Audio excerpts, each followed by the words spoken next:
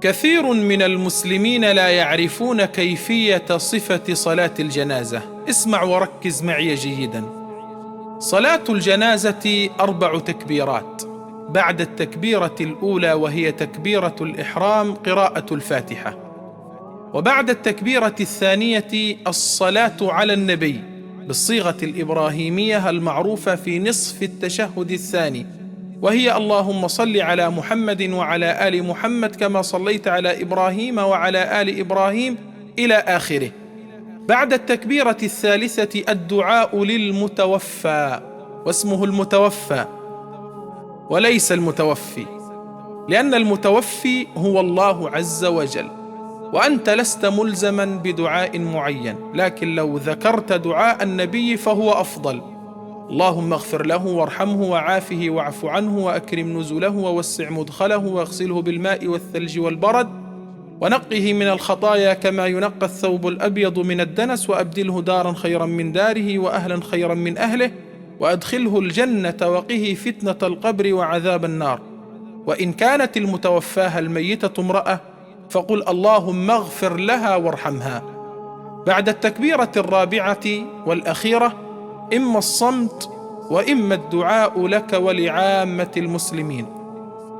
وتجوز صلاة الجنازة ب5 تكبيرات أو 6 أو 7 أو 8 أو 9، ورد ذلك عن النبي صلى الله عليه وسلم.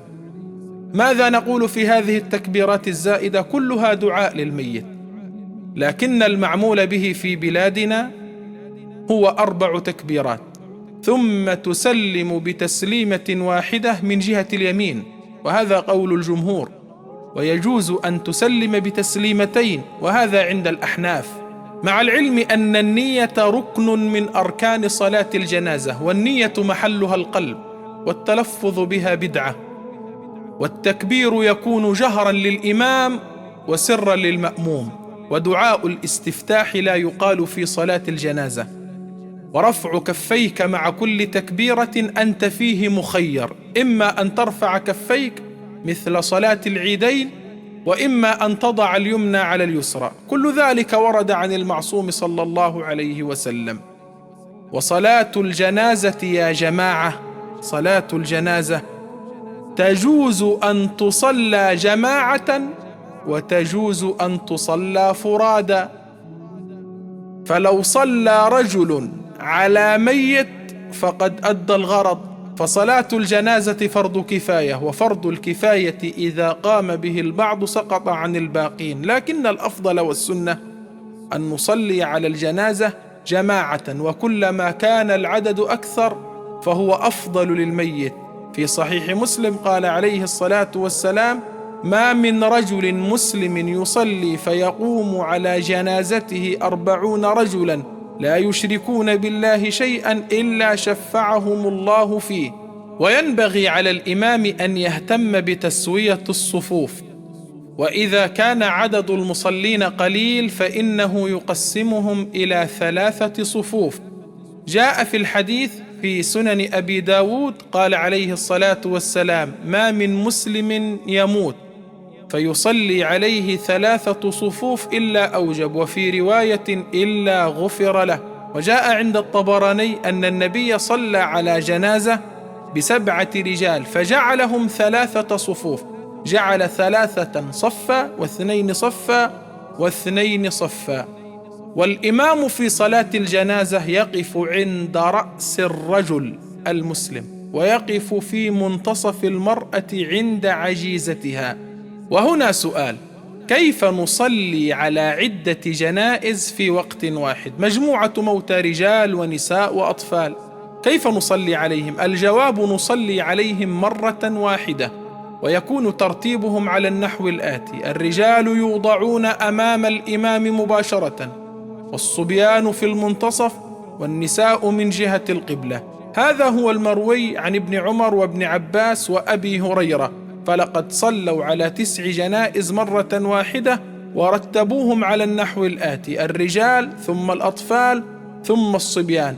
ويجوز أن نصلي على هؤلاء المجموعة، أن نصلي على كل ميت بمفرده، لكن الأرفق والأيسر بالناس أن نصلي عليهم مرة واحدة. والأصل في صلاة الجنازة أن تصلى خارج المسجد في مكان في البلدة معروف بمصلى الجنائز، ويجوز أيضا أن نصلي على الجنازة داخل المسجد، فلقد صلى النبي على ابن بيضاء في المسجد النبوي.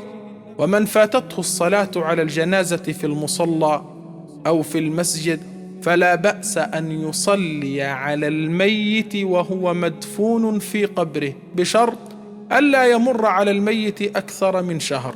وهنا سؤال: من أولى الناس بالصلاة على الجنازة؟ أولى الناس بالصلاة على الجنازة هو من أوصى به الميت، يعني قبل ما يموت الميت قال فلان هو الذي يصلي عليه، يجب علينا أن ننفذ وصيته، فمن بدله بعدما سمعه فإنما إثمه على الذين يبدلونه.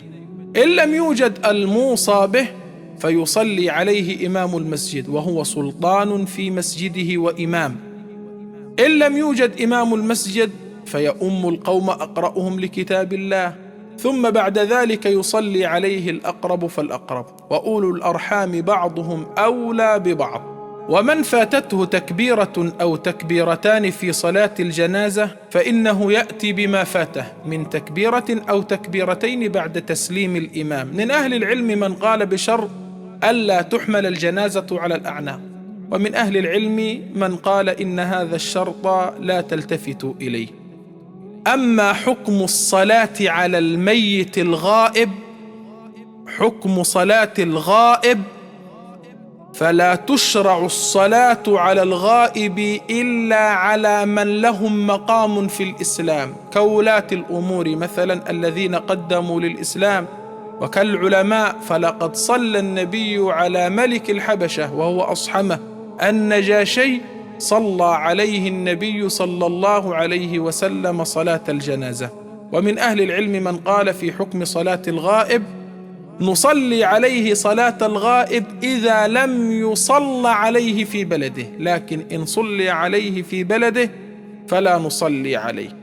وأختم وأقول بهذه المسألة: هل يجوز أن نصلي صلاة الجنازة على كافر؟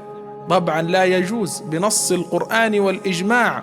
قال الله عز وجل لسيدنا محمد: ولا تصلي على أحد منهم مات أبدا ولا تقم على قبره إنهم كفروا بالله ورسوله وماتوا وهم فاسقون.